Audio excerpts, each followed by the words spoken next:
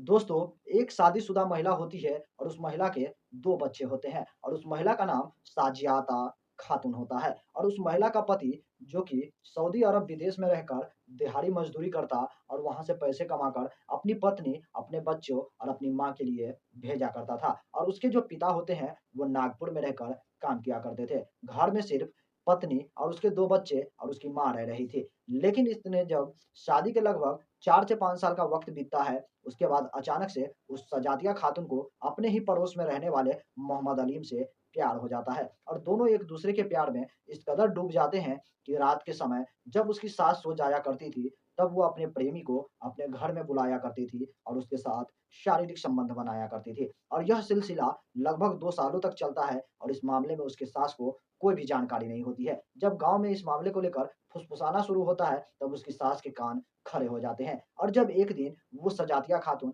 फिर से अपने प्रेमी को फ़ोन कर अपने घर में रात के लगभग 12 से 1 बजे के आस-पास बुलाती है, तब उसकी सास उसे रंगे हाथों पकड़ लेती है। क्योंकि उसके कमरे से खट-खट की आवाज़ें आ रही थी, जिससे उसकी सास की नींद खुल जाती है और जब वो अपनी बहू को अपने कमरे में देखती है, वो भी निर्वस्त्र अवस्था में, तो उसके पैरों तले से ज़मीन खिसक जाती है और जब इस मामले की जानकारी उसके पति को होती है, तो उसका पति फ़ौरन सऊदी अरब से ही फ़ोन पर अपनी पत्नी को तलाक दे देता है और उसकी पत्नी अपने प्रेमी मोहम्मद अलीम के साथ शादी रचा लेती है और उन दोनों बच्चे को दोनों के बीच अलग-अलग बाँट दिया जाता है, जिसमें एक बच्चा उसके पत्नी के पास होती है और दूसरा बच्चा उसके पति के पास। यह सारा मामला उत्तर प्रदेश राज्य के अयोध्या जिले का था।